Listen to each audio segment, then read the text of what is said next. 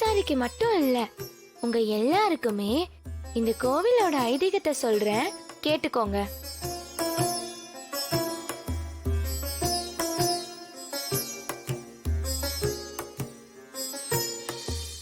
சுமார் 1000 வருஷத்துக்கு முன்னால இந்த கோவில்ல நிறைய அன்னப்பறவைகள் வந்து தங்கும். இந்த ஊரோட மன்னன் முடாசுவோட மனைவி கர்ப்பமா இருந்தாங்க.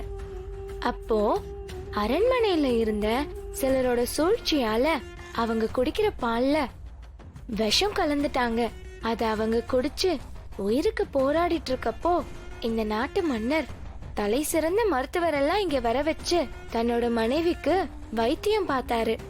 அப்பவும் அந்த விஷத்தோட வீரியம் அதிகமா இருந்ததுனால அவரோட மனைவிக்கு சுயநினைவு போயிடுச்சு.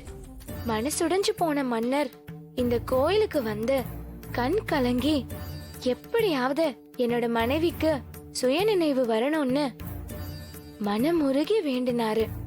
அப்போ அங்க பறந்து வந்த அன்னப்பறவை உன்னோட பிரச்சனைக்கு நான் வழி சொல்றேன்னு சொல்லுச்சு. உடனே அந்த விஷம் கலந்த பாலை அன்னப்பறவை எடுத்துட்டு வர சொல்லுச்சு.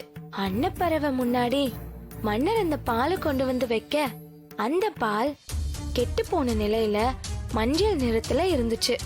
அத அந்த அன்னப்பறவை கூர்ந்து கவனிச்சது. அதுக்கப்புறம் தன்னோட அழகால பாலை மட்டும் தனியா உறிஞ்சி எடுத்துச்சு.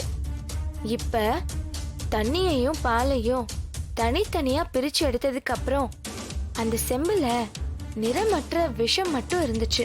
அது 4000 வருஷத்துக்கு முன்னால அந்த சாம்ராஜ்யத்தை அழிக்கிறதுக்காக 369 மாந்திரீக பாம்புகளோட விஷத்தை ஒன்னா கலந்து அத உரண்டலையில வச்சு அதுக்கப்புறம் வாசனையே வராத மூலிகையை அதுல கலந்து அந்த விஷத்தை யாராலையும் கண்டுபிடிக்காதபடி பண்ணிருக்காங்கன்னு அன்னப்பறவை மன்னர்கிட்ட சொல்லுச்சு. அந்த அன்னப்பறவை எங்களுக்கு பிறப்பிலேயே ஒவ்வொன்னையும் தனித்தனியா பிரிச்சு எடுக்கிற சக்தி இருக்கிறதுனால இதுல கலந்த விஷத்தை பத்தி உங்ககிட்ட சொல்லிட்டேன்னு சொல்லுச்சு. அதுக்கு மன்னர் சரி, விஷத்தை பத்தி சொன்ன, இப்போ என் மனைவியை எப்படி காப்பாத்துறது அப்படின்னு கேட்டாரு.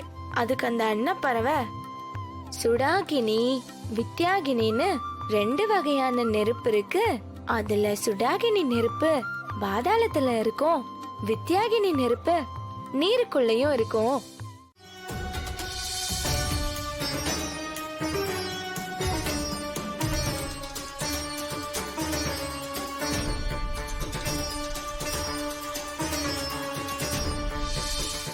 புரியுதா?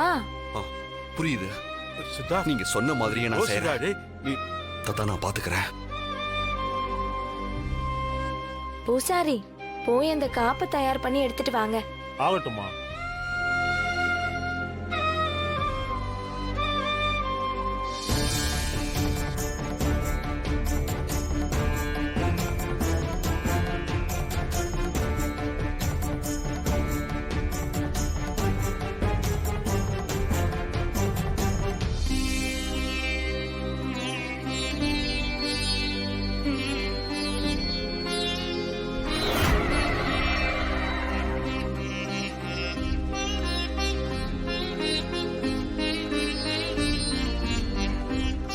தம்பி உள்ள வாங்க.